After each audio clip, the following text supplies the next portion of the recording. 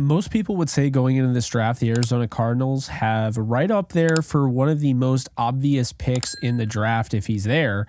Everyone is picking Marvin Harrison Jr. to go to the Cardinals. But what if Monti Ossenfort, who has really shown in the past, if you haven't seen the video, you can look it up, he is not afraid to wheel and deal. As a matter of fact, last year with Houston, he made multiple moves where he was moving up, he was moving down. And so I expect somebody with 2 first-round picks this year to do that again. Mind you, he has 11 picks going into this draft. And guess what? 6 of them are in the top 90. Let's dive into it. Before we do, be sure to like, subscribe, and comment. Also, be sure to follow me on all social media at JK Bogan. So let's talk about it. Ossenfort doesn't have the best roster right now. It is a little bit of a work in progress. He did go out and get guys like Sean Murphy-Bunting, Jonah Williams, and Chris Moore, as well as Bilal Nichols, Mac Wilson, who I thought was a really underrated signing. They went out and they traded for Desmond Ridder from the Falcons. So keep an eye on that because they have already had a move made with another team. That is interesting going into the draft when you already have that relationship built. You can look at the Texans, for instance, and the Falcons as teams that might be favorites to trade down or trade up with the Arizona Cardinals. So let's talk about pick 4. When you look at the wide receiver room, it is not great, okay? It is a sight for sore eyes. When I look at it, I see a guy, Michael Wilson, who has a lot of potential out of Stanford, 3rd rounder in 2023, but has a lot of injury concerns that caused him to fall. I liked what I saw last year. Greg Dortch was a leading receiver in a few of those games last year, but this is not a good receiver room. Now that Marquise Brown has signed elsewhere, this is not a great receiver room. I don't think it was with Marquise Brown. And now when you look at it, you're at pick 4. I expect the first 3 picks to be quarterbacks in some capacity. The Patriots could throw everybody off and pick a wide receiver. However, I do expect it to be all quarterbacks. Now, insert Monti Ossenfort and the Arizona Cardinals here at pick 4. This is where the draft could get really interesting. Everybody thinks they're going to pick Marvin Harrison Jr., but what if they just decided, you know what, we're going to pick Malik Neighbors. We like him more. We have a higher grade on him. Some people would say that would be not really, the biggest shock because there is an argument. I wouldn't make it because I like Marvin Harrison Jr. more. But there is an argument to be had, people are having it, that Malik Neighbors is a better prospect. I don't look at that at all, but there are people out there. So are the Arizona Cardinals one of them? Well, to be honest with you, if you go back to the days of Larry Fitzgerald, I have Marvin Harrison Jr. being the closest thing to Julio Jones in this draft. The closest thing I've seen in a while to Julio Jones. When you go out and get a guy like Julio Jones, now you have somebody that's similar to what Larry Fitzgerald brought to the table. You have that big 6'4", 6'3" frame, runs a, very good 40 time, makes plays after the catch, can block, all of that. He instantly becomes your number 1 receiver, and a position of need is now taken care of. Does not mean that you can't draft another wide receiver, which I do expect Arizona to do with 2 of their 6 picks in the top 90. Great job, by the way, with Ossenfort to take all of those picks and bring them all in. So with that said, since this is somebody that has shown he wants to move up, he wants to move down, I think, now I'm not saying they'll do this, but I think it is possible that Arizona could make a move with the Atlanta Falcons, who they already traded with. Rondale Moore trade, Desmond Ridder, we talked about that earlier. Remember I said to keep that in mind? I think there is a chance that they trade with the Atlanta Falcons. And the Falcons, who had Julio Jones, trade up, knowing they have Kirk Cousins, they have Bijan Robinson, they have Kyle Pitts and Drake London. And I'm going to be honest with you, Rondale Moore and Darnell Mooney are not outside receivers, in my opinion. They could both work in the slot, but they're not like really scary outside receivers. You go out and get Marvin Harrison Jr., to go with Drake London, now you have a lot of size on the outside for a guy like Kirk Cousins to throw to. So with that said, defensive-minded head coach Raheem Morris, I could still see them going defense in the draft. I could see them trading down. I could see them taking Dallas Turner or, whoever. But what if they were willing to trade up 2-4?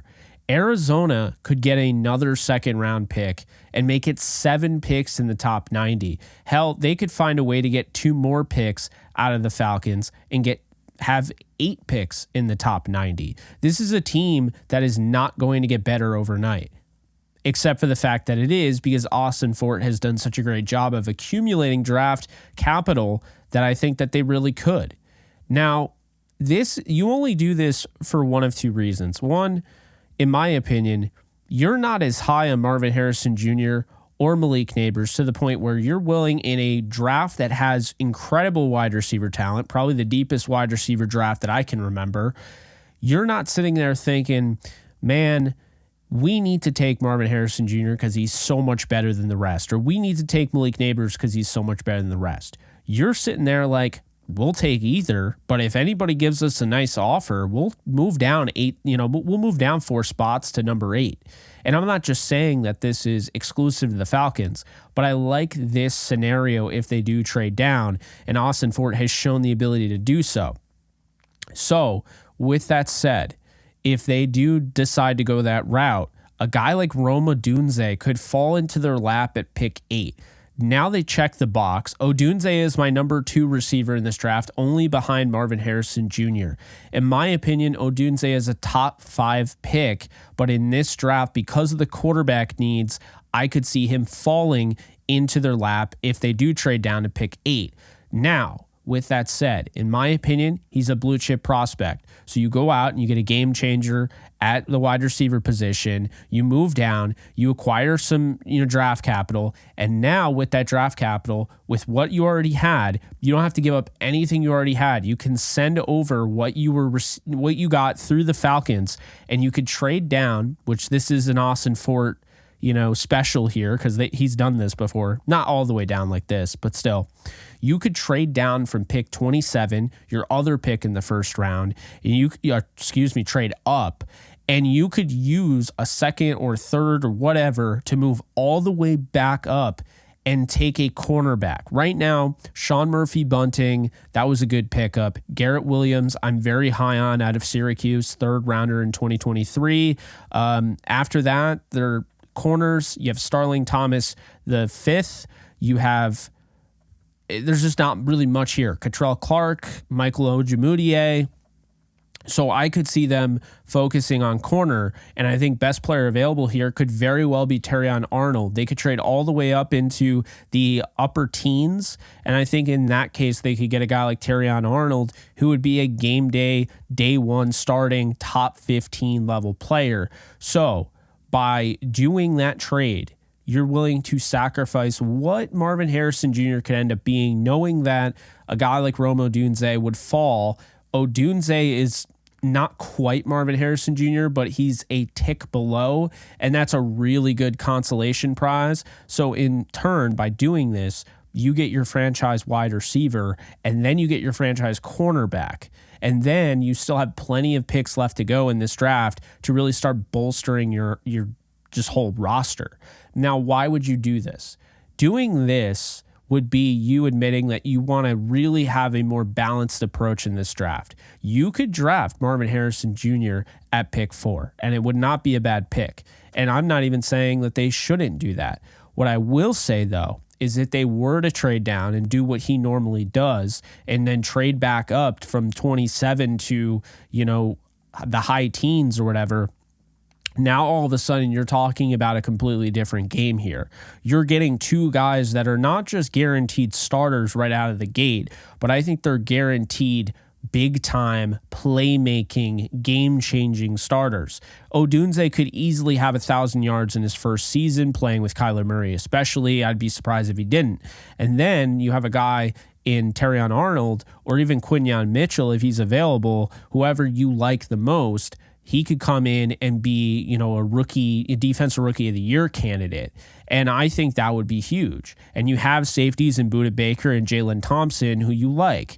And you have other guys that you like on this defense, So with that said, I think they could go that route. Will they? I don't know. But I think that there's a lot of options here. There are a lot of options here for Ossenfort, and that is the whole point of this video. What do they do at pick 4 and pick 27?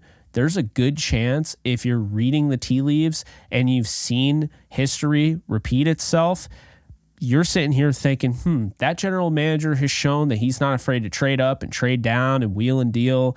And look at what he did last year. Look at what he came away with. Wouldn't be surprised if he did that again. Personally, if I'm the Cardinals, I'm probably taking Marvin Harrison Jr. Reason being, he is the best player, in my opinion, in this draft. I don't think there's anybody better. I think there are guys close, but Marvin Harrison Jr. is a day one, can't miss it. You have to turn on the TV. You can't miss any play because he is going to absolutely be a game changer. When you have a quarterback like Kyler Murray that can get the ball down the field, this could be huge. So it's not going to be an easy year in Arizona. This is a tough division. Seattle got better. The Rams, I know they lost Aaron Donald, but they're still going to be very good. And then the San Francisco 49ers, they were just in the Super Bowl. So you can never just assume anything. With that said, the Cardinals are slowly but surely getting better, and they're doing it the right way. They're not going overzealous or anything like that. They're not just, throwing money at the wall. This is a team that is going with more of a slower but more steady approach. And I think in that case, I think they can take Marvin Harrison Jr. and not have to worry about really missing out on just potential of trading down and what they could get there. I think you get a blue chip player that is the best player in this draft, and immediately he's going to sell season tickets. He's going to sell jerseys. But in addition to that, he is going to transform your offense. After that, you have a lot of draft capital that you can use to move up, move down, however you see fit. They are going to need help at center, okay? Froholt, in my opinion, not really a starting center. I think they could go out and get Jackson Powers-Johnson. I think they could get Zach Frazier, Cedric Van Pran. Those are the type of guys I'd be looking at. So yeah, at center, they could get somebody. They could also bolster their defense. There's a lot of talented players that are going to fall. So I'm not, selling anything when it comes to this general manager who has shown that he has the guts to be willing to make moves throughout the draft. It's showing the ability, hey, look, I'm open to anything. I'll make trades. I'll do this. I'll do that. And it puts yourself in the best position to succeed and the best position to have multiple opportunities to make your team better. So watch out for the Arizona Cardinals. I'm not telling you they're going to be super special this year, but what they do this draft is going to be huge. And they have, again, 6 picks as of right now in the top 90. And with a general manager like the guy they have right now, there's a good chance they're going to turn that into some really good talent. And it's going to help them skip a year or two. And where people said, this team's probably 4 years away. Maybe they're 2 years away. Maybe they're the surprise team this year. It starts at the top. I think Monti Ossenfort is going to be huge for them in this draft. So Marvin Harrison Jr., I think is going to be the pick at 4. Is not a bad pick. It is the right pick, but I wouldn't hate it. And I definitely wouldn't criticize if they decide to trade down and get a guy who's a little bit lesser in value, but you could get, more draft capital out of it. Those are my thoughts. Let me know what you guys think. Be sure to like, subscribe, and comment. Also follow me on all social media at JK Bogan, and I'll see you guys in the next video. Take care, folks. Later.